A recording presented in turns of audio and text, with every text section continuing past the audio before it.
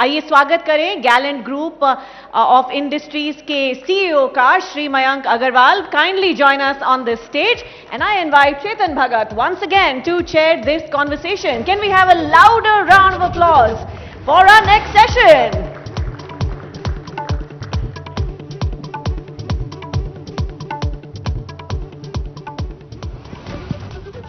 मयंक जी, मैंने artificial intelligence करा, आज नासा करा है. अब आप थोड़ा सरिया बनाते हैं, सीमेंट बनाते हैं, वो मुझे समझ आता है थोड़ा बहुत. नासा जैसे सवाल मत ही पूछिएगा, नहीं तो हम लोग फंस माइक जाएंगे. पास. क्या क्या? नासा जैसे सवाल पूछिएगा भी मत, नहीं तो हम लोग जवाब भी नहीं दे पाएंगे. नहीं नहीं sir, I am sure they सकते हैं. आपका ग्रुप अभी 10,000 करोड़ का हो गया है. एंड आई थिंक आज हम डिस्कशन एक्चुअली कुछ स्पेसिफिक टॉपिक्स पे करना चाहते हैं जो आई थिंक सब कोई रिलेट कर सकता है उस पर. जी. घरों की बात करते हैं. यू नो, जब भी कहते हैं ह्यूमैनिटी इज नेक्स्ट फ्रंटियर, शहर कैसे हैं, लोग कैसे रहते हैं एक शहर में, वो बहुत बड़ा इंपॉर्टेंट हो जाता है. एक तो शहर कैसा है और आपका घर कैसा है. मेरे को हमेशा से एक क्वेश्चन समझ नहीं आता है कि लगता तो वही सीमेंट है, ईंट लगती है, लोहा लगता है, जमीन भी लगती है. घर इतने महंगे क्यों होते हैं? मुंबई तो खाली इतने महंगे. मतलब अभी आप देखिए, आया बजट में कि 1 लाख से कम वालों का टैक्स नहीं है, और आया कि उससे 90%, 95% प्लस इंडिया के लोगों को टैक्स नहीं देना पड़ेगा. मतलब इतने लोगों की सैलरी 1 लाख से कम है पर मंथ, लेकिन घर करोड़ों में है. मुंबई की, चलो मुंबई की तो बात ही मत करिए, but even in like you must be aware कि टियर 2, टियर 3 में भी लोग करोड़ों में बात होती है घरों की. So compare to your salary, it's like some 20 years, 30 years of your salary, जो पहले ऐसा नहीं था. I mean in our parents it was always expensive, घर कभी सस्ते नहीं होते, but would be 5, 7, 8 years of your salary. Now it's so much more. तो घर इतने महंगे क्यों हैं? मतलब हमें ज्यादा घर बनाने चाहिए या क्या हो क्या रहा है? या जमीन नहीं है तो बहुत बड़ा देश हमारा, मतलब जमीन की तो कमी नहीं है, शहरों की बात. तो व्हाट इज गोइंग ऑन? देखिए, humanity as a next frontier की अगर बात करें तो ये सब्जेक्ट जो आपका है, ये उसी में it will answer your question. When we are talking about humanity as a next frontier, तो कोई भी इन रिगार्ड टू इंफ्रा, तो आज इंफ्रा, कोई भी इंफ्रास्ट्रक्चर जो क्रिएट होता है, चाहे वो मकान हो, चाहे ब्रिजेस हो, चाहे रोड हो, वो सब ह्यूमन नीड्स को ध्यान में रख के कवर किया जाता है. The whole idea of creating an infrastructure is to provide convenience and ease in leading your life, right. Although हम देखेंगे कि despite so much of infra being created, आप जैसे घरों की बात कर रहे हैं, अगर ब्रिजेस की भी बात करें, किसी भी तरह के इंफ्रा की बात करें, तो ये कहना शायद ठीक होगा यहाँ कि इंडिया में इंफ्रास्ट्रक्चर डेवलपमेंट काफ़ी रैम्पेंट स्पीड से अभी चल रहा है. लेकिन उसके बाद भी अगर हम देखें तो क्या हम लोगों की लाइफ में कोई कन्वीनियंस आई है? घर खरीदना उसका एक पार्ट है, लेकिन अगर बाकी एस्पेक्ट्स पे भी नज़र डालें तो आज इतने फ्लाईओवर्स और इतने ब्रिजेस बनने के बाद भी जिस तरह का ट्रैफिक और जिस तरह के कंजेशन है, जब तक ब्रिज बनता है और जब तक वो चालू होता है, उससे ज़्यादा ट्रैफिक ऑलरेडी बढ़ चुका होता है. सो at this point in time, I feel that although, especially in India, a lot of infra and a lot of construction is being done, but is it really helping out the humanity in a very bigger canvas or on a bigger perspective? No. Having said that, how can it be resolved and what are the issues? तो आज अगर हम जब planning करते हैं कोई भी infra की, तो प्लानिंग स्टेज से लेके उसके कंस्ट्रक्ट होके डिलीवर होने का जो साइकिल पीरियड है, दैट इज़ वेरी हाई. जब तक वो कंस्ट्रक्ट होके डिलीवर होता है, तब तक उसका काफ़ी मल्टीफोल्ड टाइम ट्रैफिक ऑलरेडी बढ़ चुका होता है. So when we are talking about technology, innovation and in AI, it has to play a very dynamic role in the future ahead to bring down the time period of construction, to bring right from the planning stage, I would say. जब आप plan कर रहे हैं, propose कर रहे हैं कि क्या बनाना है, तो उसका स्टैटिस्टिकल एनालिसिस ऑफ डेटा जो आजकल पास्ट के हिसाब से करते हैं, लेकिन अगर AI enabled एनालिसिस होगी तो it will be much more effective in terms of incorporating the growths and etc., so many aspects. Secondly, technology and AI can play a very big role in reducing your delivery periods. wherein one project of yours is through and you can start looking ahead. It can also reduce your cost to a great extent. तो जो मकानों की आप बात कर रहे थे, अगर आज टेक्नोलॉजी और एआई को ठीक से यूज़ किया जाए, so apart from sustainability issues की ग्रीन कंस्ट्रक्शन हो, उसमें पोल्यूशन ना हो, एनवायरनमेंट को इफेक्ट ना करे, ये सब चीज़ों के साथ साथ it can also make sure that there are no wastages, there are no the cost of construction can be controlled. आज मैं फोर्सी करता हूँ कि फ्यूचर में प्रॉबेबली शायद ऐसा होगा कि आपने बोला कि हमें एक फ्लाईओवर बनाना है और इसका ट्रैफिक लोड ये रहेगा, और आपके पास 2 मिनट में शायद एक नक्शा अवेलेबल होगा जिस कंस्ट्रक्शन के लिए. And going forward the technology would only supervise your construction, right? So when you are that equipped, it would definitely be quicker and cost effective. So we need to make use of technology basically. We need to make use of the environment that we have. We need to understand the environment in terms of the requirements and construct accordingly. Gap time to time बढ़ता जा रहा है. हमारी population और हमारी demands और aspirations जिस हिसाब से बढ़ रही हैं, घर खरीदना हो या कुछ भी, उस हिसाब से डिलीवरी नहीं हो रही है. So the one way out is the technology, I would say. इधर भी एआई आ रहा है. मैंने सोचा था ये कंस्ट्रक्शन बिजनेस ऐसा रहेगा जहां पे एआई टच नहीं कर सकता, और आप कह रहे हो यहां भी अब मतलब रोबोट मकान बना रहे हैं. जहां भी मैन पावर इंटेंसिव इश्यूज हैं, वहां टेक्नोलॉजी, आप अगर पुराने टाइम को उठा के देखें तो टेक्नोलॉजी तो हमेशा से इवॉल्व होती रही है, और टेक्नोलॉजी इवॉल्व भी ह्यूमन नीड्स के हिसाब से होती है, राइट? जो हमारी आपकी ज़रूरत होगी वही टेक्नोलॉजी को पूरा करना है. That is the whole purpose of having a technology. AI is also nothing but a transformation of the new era in terms of technology. ये एक नई टेक्नोलॉजी है जिसके benefits we see are going to be much bigger than the other technology that we have seen in the past. Whether we talk about जब computer आया था तब से अगर बात करें टेक्नोलॉजी की, और आज तक की जहां सॉफ्टवेयर और इंटीग्रेशन और ऐप्स चल रहे हैं. सो एआई डेफिनेटली कंस्ट्रक्शन में आ रहा है और मैन्युफैक्चरिंग में भी आ रहा है. It's not only construction but cement, steel, in general manufacturing per से.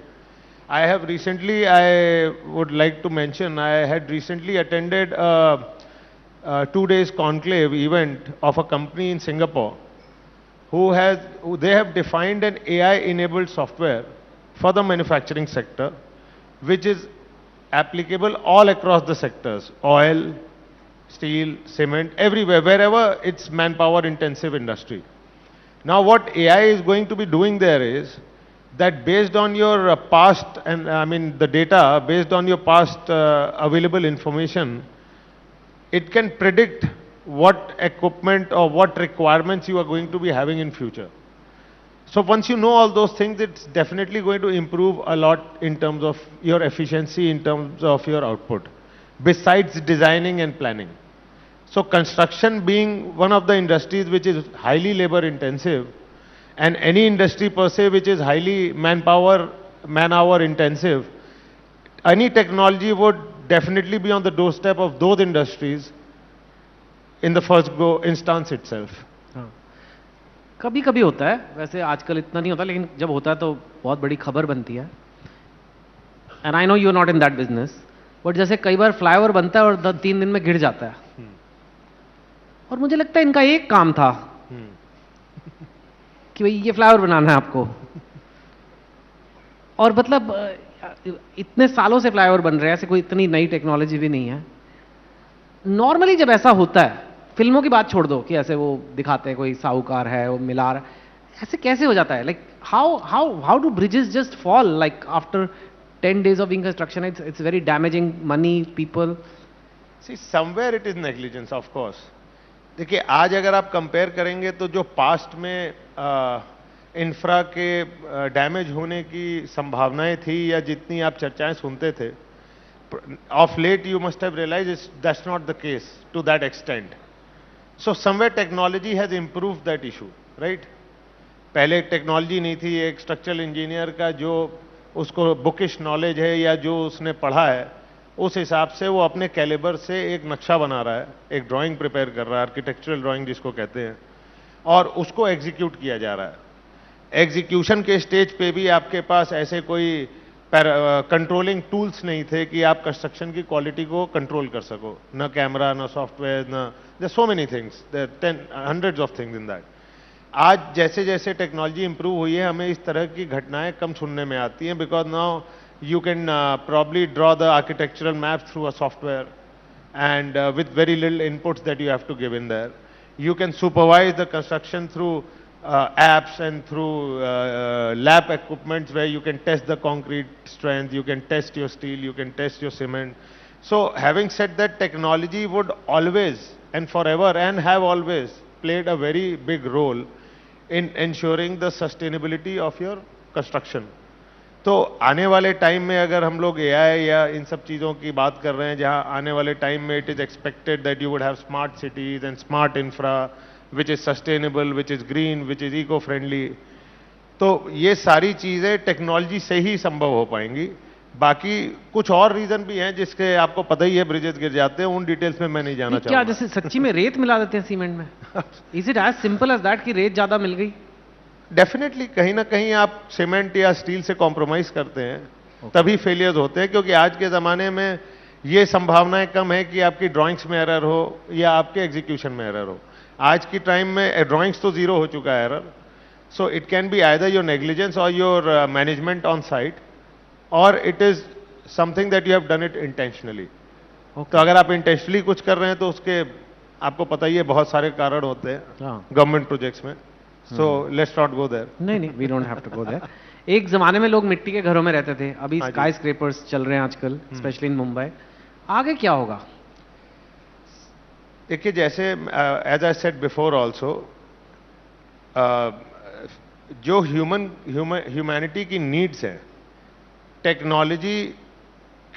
टेक्नोलॉजी को यूज करते हुए आप उसी के हिसाब से आगे बढ़ते हो। आज हमारी रिक्वायरमेंट है कि हम fast, cost effective, eco friendly, sustainable and quick delivery दे सकें। सो आने वाले फ्यूचर में there has to be a horde of high expressways, smart cities, eco friendly houses, ease of basically anything which makes your life easier, that is less traffic, okay, ease of reaching anywhere, ease of your how you basically आपको lifestyle अपना बिताने के लिए जो भी ease चाहिए वो पूरी तो इंफ्रा ही करेगा। आप यहां से अगर यहां बैठे भी हो तो आपके जूते के नीचे इंफ्रा है। If you have to go home from here, so whether you reach in 15 minutes or whether you reach in 1 hour is defined by infra, right? So infra, future में स्काई स्क्रेपर्स आ गए और future में लोग चांद पे जाके घर बनाने की बात कर रहे हैं। और अगर इंफ्रा की बात करूं तो अब जैसे I recently happen to visit Japan, the kind of public transportation system Japan has, I am sure lot of people here have been there, आप भी चेतन जी अगर गए हो, सो वहां पे सेकेंड्स के कैलकुलेशन में आपकी सबवेज चल रही हैं, सेकेंड्स के कैलकुलेशन में लोग ऑफिस जा रहे हैं, and it is happening which is a distant reality for us in India. जबकि आज तो वहां कोई एआई का यूज तो हो नहीं रहा है, but just with the basic technology they have been able to define an infra where you can have your minute to minute program laid out in front of you for the entire day without having to bother about what the traffic is going to play, the role the traffic is going to play during the day, or so many other things in your entire schedule. Yes. Yes. Is it very busy, the job of infrastructure, running an infrastructure company? It is, it is. We are primarily not on infra, but yeah, cement, steel. क्योंकि मैं इसलिए पूछ रहा हूँ, कभी एक L&T chairman ने statement दी थी कि वो भी इंफ्रा में है। उन्होंने कहा कि 90 आवर्स अ वीक काम करना चाहिए। क्या संडे को बैठ के क्या अपनी वाइफ की शक्ल देखनी है? नहीं, तो आप संडे को देखते हो अपनी वाइफ की शक्ल? उसका जवाब महिंद्रा जी ने दिया था कि मुझे अपनी बीवी से काफी प्यार है, and I would love to spend time with her, so I will go with Mahindra ji. Okay okay, well I mean यार आपका भी अच्छा ही चल रहा है काम, ऐसे कोई इतनी प्रॉब्लम तो नहीं हो रही है? नहीं, मुझे सर 90 घंटे न किसी से काम कराना है ना मुझे खुद करना है। ओके, तो वो कराने के लिए करना पड़ता है पहले, you have to lead from the front, तो मेरा कोई इंटेंशन नहीं है ऐसा। ओके, स्टील आपका काफी बड़ा है, and steel is a very big part of the world, so many things are made of steel, buildings, ships, plane, everywhere it's used. लेकिन जो स्टील इंडस्ट्री है it goes through lot of cycles Yes. And अभी उसका क्या future है and specially like you see America the new president there talks about tariffs a lot it's almost his favourite word and which includes tariffs on steel. How will it impact the steel industry, these tariffs, and do you worry about it? Do you think it's an opportunity? See, tariffs are going to change, definitely going to change the global environment as in how, if there is any announcement on steel or steel related raw materials, which is not the case as of now. But having said that, I would state that India की economy का जो situation है अभी and with the way Indian economy is growing India is not very majorly dependent on any other country in terms of how we write the growth story of our own nation. It may minorly affect you in terms of prices, in terms of a temporary turmoil where the global supplies may get disrupted for a time being due to certain tariffs being imposed or certain decisions being taken by other countries, especially America. But on a long-term perspective, India is broadly driven by their self-consumption, by their self-demand, by their own raw material which we have, and very minorly dependent on exports or imports per se. So India का future काफी strong है. We are a developing economy, growing at a good growth rate, and I don't see a problem there in a long term. Okay, that's good. Speaking of India's development, now the Prime Minister has also said 2047 Viksit Bharat, which means a developed India. तो 2047 में अगर एक विकसित भारत है तो उसका एक infrastructure कैसा दिखेगा? Like what is your vision for it? Like कैसा होता है विकसित? एक विकसित भारत की मेरी जो सोच है वो ये होनी चाहिए कि आप एक ऐसे इंफ्रास्ट्रक्चर और एनवायरनमेंट के बीच में रह रहे हैं which is smart, sustainable, eco friendly, which has negligible or limited environmental impacts so that you can breathe fresh air, unlike what we see now in the cities, and where basically it has to add convenience to your life rather than inconvenience. Yeah. One of the things I've noticed, at least you make townships, is that we managed to make some good townships, good communities, good condos, like in societies in Bombay. अंदर से gated हैं, 7-8 tower हैं, बहुत first class बने हैं, garden है, बच्चे खेल रहे हैं. जैसे ही बाहर निकलोगे एक अलग ही दुनिया आ जाती है. एंड देन अगेन एक और थोड़ी देर में अच्छी सोसाइटी आती है. Whereas, and I'm not really comparing, but for example, a place like Dubai uses something called a master developer. Yes. कि उसमें एक डेवलपर होता है, वो पूरा उसको बड़ा एरिया दे जाता है और उसमें फिर इंडिविजुअल डेवलपर्स बिल्डिंग बनाते हैं. तो जो मास्टर डेवलपर है, वो जो आप बातें कर रहे हैं ट्रैफिक की, इंफ्रास्ट्रक्चर की, वो कॉन्सेप्ट अभी तक इंडिया में नहीं आया. या I don't know, maybe Chandigarh had it to a certain extent, that's why they say it's a planned city. Do you think we need more of that? How can we have more of that? This is a very good question, and this is one of the very big problems in India कि हम लोगों का जो government policies और हम लोगों का जो माइंडसेट है वो शॉर्ट साइटेड है. हम लोग यहाँ पे स्टेज पे बात तो करते हैं कि 20 साल बाद क्या होगा, 30 साल बाद क्या होगा, लेकिन अगर जब हम यहाँ से बाहर निकलते हैं तो हम अगले 6 महीने और 1 साल और 2 साल के आगे सोचते नहीं हैं. Same is the problem with us in the society. आज की डेट में गवर्नमेंट को चाहिए कि वो इस तरह की मास्टर प्लानिंग करे जो दुबई में हो रही है. Chandigarh is a live example. एक बार पूरे शहर को प्लान कर दिया तो दोबारा देखना नहीं पड़ा, and you don't have such issues there as you saying. यहाँ पे होता क्या है कि there is no master planning. उसमें कुछ लिमिटेशंस भी है गवर्नमेंट की, जैसे जो टियर 1 सिटीज है वहाँ पे there is not enough space left any which ways for you to have a master planning. But I feel that government needs to take certain courageous decisions where they have a master plan in place, if not for the entire city, at least for a bigger section of the city. Because unless you don't have that, we will not be able to solve the problem that we are talking about. वो हमेशा campus के बाहर निकलते ही आपको वही situation मिलेगी, क्योंकि जब तक एक वो बड़ी प्लानिंग के तहत कोई भी चीज आगे नहीं बढ़ेगी तब तक उसका रिजल्ट यही आना है. नए शहर बन सकते हैं, पूरा नया ही शहर बन सकते हैं. अब नए शहर गवर्नमेंट ने बनाए, but again the master planning never really worked out. Navi Mumbai, I mean New Delhi, old Delhi, I think all the tier 1 और tier 2 cities now have a Raipur छोटा बड़ा रहा. Is Noida, Gurgaon an example of a Noida, Greater Noida. So extensions of the cities are happening, and they are comparatively planned better, but not the kind of a master plan that per se UAE, or I would not say Dubai, even Doha, even I mean anywhere in UAE. The way they have planned it's amazing, and there's something to learn from that. And it requires government to act upon it. Is it just honestly. government, or is it all the developers also have to come, builders have to come together and? The master planning has to come from the government side, right?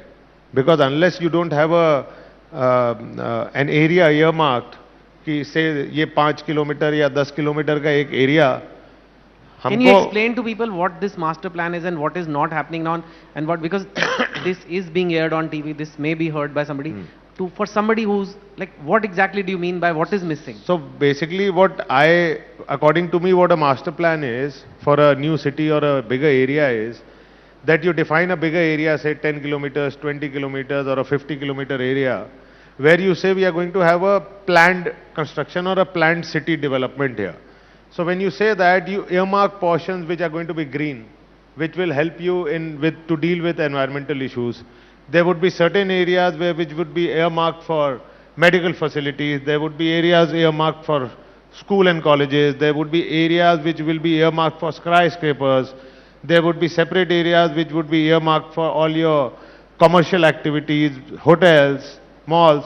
So once you plan it that way, then it becomes very convenient to plan the infra around you to make sure that the demand that would be generated in terms of the traffic movement, in terms of the parking, in terms of the play areas that you need, in terms of the general open green areas that you would require for the community who's living there. So when you have a bigger perspective in place, you can have a bigger planning in place, which would ultimately result into a more conducive environment to live around. Right. This thing is very dear to you, humanity's next frontier. What, ये कहाँ से आया, and why, how is this helping your company do their work? See, ultimately we are all humans. अभी एक बाहर आपके ABP people, they were recording a small video for podcast. So he asked me a simple question कि आप जब business करने के लिए ऑफिस में बैठते हैं तो आप दिल से सोचते हैं या दिमाग से सोचते हैं? So मेरा ये कहना है कि बिना दिल से सोचे अगर कोई इंसान कोई काम कर रहा है, whether it be personal or professional, then it is totally entirely useless. क्योंकि इंसानों को दिल दिया गया है तो उसका यूज करना चाहिए. आप बिजनेस में अगर सिर्फ बिजनेस पर्सपेक्टिव से सोचोगे तो हो सकता है एंड ऑफ डे आप you can earn out of it, but will you be emotionally connected to it, or would you be really attached to it? No.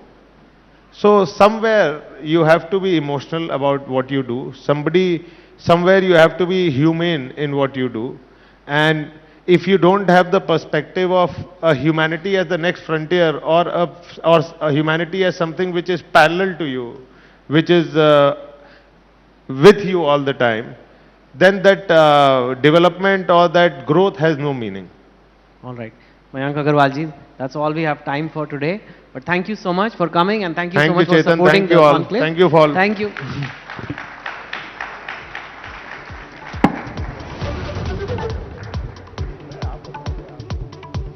Thank you very much, of course, Mr. Agarwal and Chetan, for another session where we have got an idea of how India is being built by businesses that come in the category of nation builders. Let's hear it for our speaker, ladies and gentlemen. And if I can invite Mr. Sumanto Datta, CEO, ABP Network, to present a token to our guest, Mr. Agarwal.